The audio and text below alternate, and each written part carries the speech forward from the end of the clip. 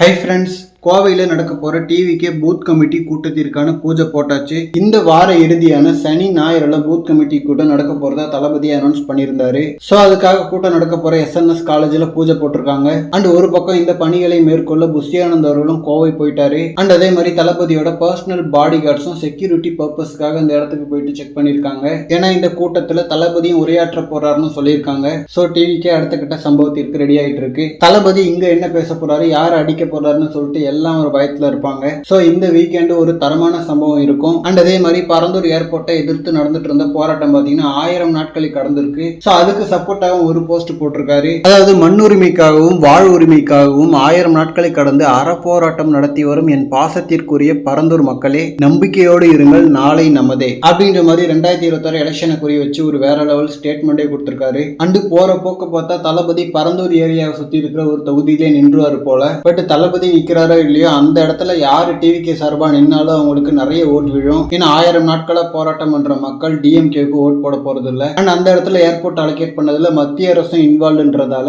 பாஜகவுக்கும் ஓட் போட மாட்டாங்க. சோ பாஜகவோட கூட்டணி வைக்கிற அதிமுகவுக்கும் ஓட்டு விழாது. சோ இந்த போராட்டத்திற்கு ஆதரவா பரந்தூர் மக்களுக்கு சப்போர்ட்டா நின்று தளபதி, சீமான் இவங்க சைடு வாக்குகள் அதிகமா திரும்புறதுக்கான பாசிபிலிட்டி அதிகம். அண்ட் சீமான் அவர்கள் உட்பட நிறைய அரசியல் கட்சி தலைவர்கள் பரந்தூருக்கு போயிட்டு சப்போர்ட்டா நின்னாங்கன்றதே தளபதி பரந்தூருக்கு போனப்பதான் எல்லாருக்கும் தெரிய வந்துச்சு. அண்ட் ஆல்சோ தளபதி பரந்தூருக்கு போனதுக்கு அப்புறம் தான் அந்த இஷ்யூ பயங்கரமா பேசப்பட்டுச்சு. சோ 2026 எலெக்ஷன்ல டிவிகேவுக்கு அங்க மிகப்பெரிய ஒரு சப்போர்ட் இருக்கும். ஓகே ஃப்ரெண்ட்ஸ், இந்த மாதிரி தளபதி பத்தின ஹாட் அண்ட் அப்டேட்ஸ்க்கு நம்ம விஜய் ஃபுட் சேனலை சப்ஸ்கிரைப் பண்ணுங்க. தேங்க்யூ.